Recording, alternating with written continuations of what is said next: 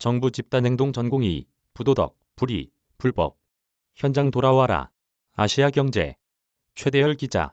전공의 단체가 30일 무기한 집단행동에 들어가기로 한 데 대해 정부는 이유도 명확히 밝히지 않은 전공의 단체 결정에 대해 이해하기 어렵다며 집단휴지는 환자의 희생을 요구하는 불의한 행동이라고 비판했다. 손영래 보건복지부 대변인은 이날 중앙재난안전대책본부 브리핑에서 전공의 집단휴진 결정에 대해 유감을 표하며 이같이 전했다.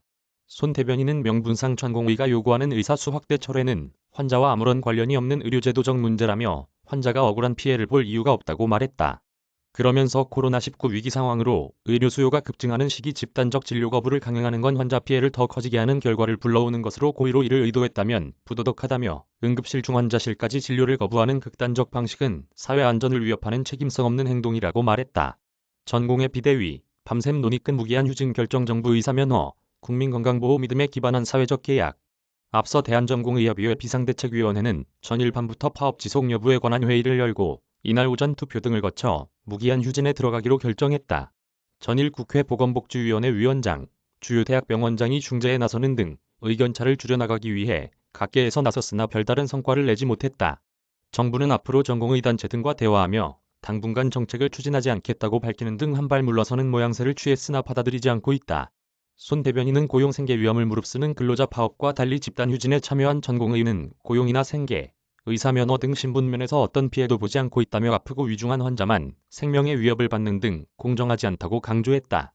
이어 의사라는 면허는 국민 건강과 생명을 신실하게 보호해줄 것이라는 믿음에 기반한 사회적 계약으로 주어지는 독점적 권한이라며 이를 위협하는 집단행동에 대해 정부는 국민을 보호하기 위해 법에 따른 국가의 의무를 수행할 것이라고 밝혔다.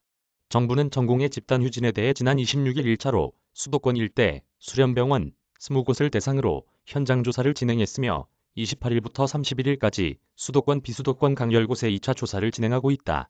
31일부터는 비수도권 수련병원 10곳에 3차 조사에 나선다.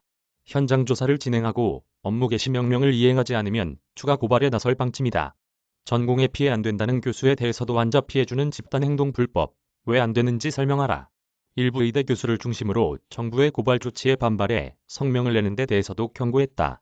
손 대변인은 일부 의대 교수는 전공의 피해가 발생할 경우 진료 거부에 동참하겠다는 의사를 밝히고 있다면서 진료 거부에 따른 환자의 인명피해가 발생하는 상황에서 왜 전공의는 고용이나 신분상 어떤 피해도 보아서는 안 된다는 것인지 설명이 필요하다고 말했다. 그는 전공의 전임의에 대해 즉시 진료 현장으로 복귀해주길 바란다며 이 이상은 우리 사회가 수긍할 수 있는 합리적인 선을 넘는 불의한 행동이자 불법적 행동이라고 강조했다. 앞으로 전공의 단체와 협의 가능성이 있는지에 대해서는 대화와 협의를 통해 해결하는 게 가장 바람직하다고 여기고 있으며 대화의 문은 언제든 열려 있다고 밝혔다. 최대열 기자 이메일 주소